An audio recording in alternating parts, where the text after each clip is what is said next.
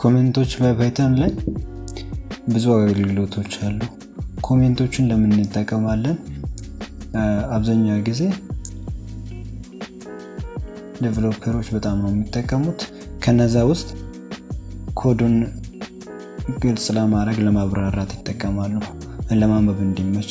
ለምሳሌ እናየውና ሁለት ነምበሮችን እንደምሮ በኮሜንት መጀመሪያ ሲንግል ላይን ኮሜንት የሚለው የመሰላል ምልክት የሚመስለው ሃሽን ስንጠቀመው ነው።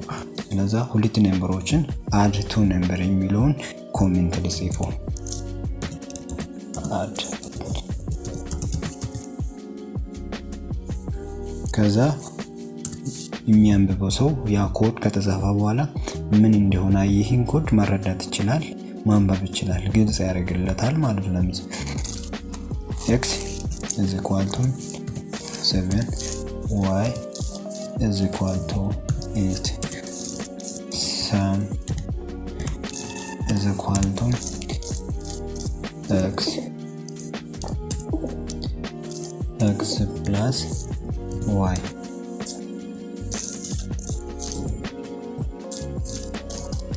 out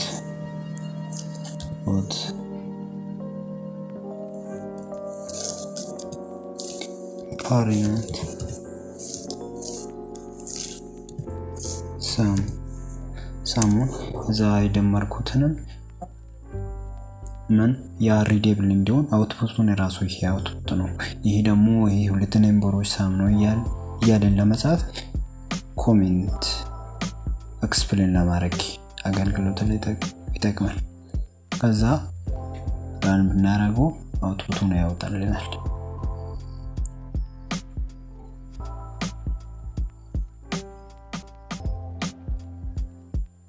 ሁለተኛ ኮሜንት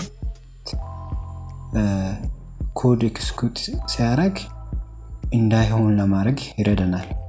ለምሳሌ ይሄ ፕሪንት የሚለው አውትፑት እንዳይወጣ ለማድረግ ኮሜንት እናደርገውና ኮሜንት አደረገን ከዛ ራን ስናደርገው ኤክስኪዩት አውትፑት አይኖረውም።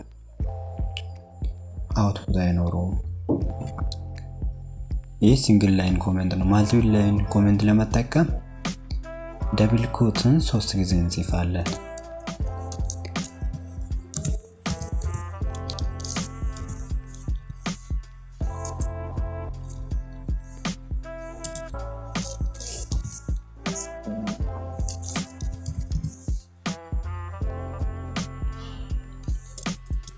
ማልቲፕል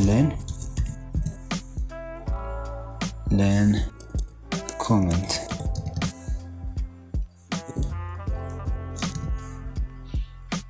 ኮሜንትስ ለማድረግ ምን እንጠቀማለን?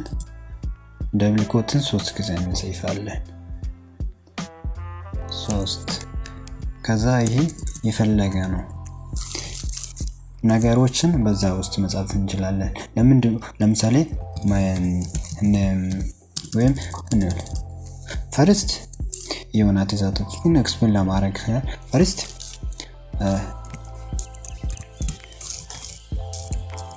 take to number from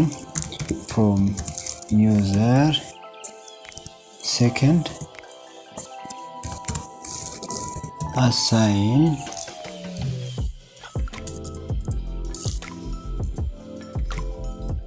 ማለት create value create variable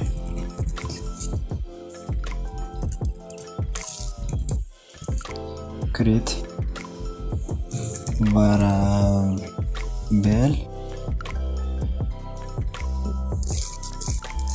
third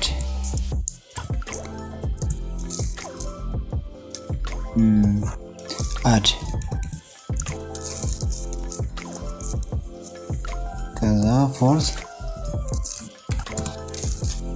parent በመሉ ያን ትዕዛዛቶችን አንዴ ለመጻፍ አንዴ ብቻ ነው ኮሜንት የምናደርገው። ለምሳሌ በሃሽ በዛኛ ኮሜንት ብናደርገው እያንዳንዱ ላይ ነው ኮሜንት የምናደርገው ይሄዳል።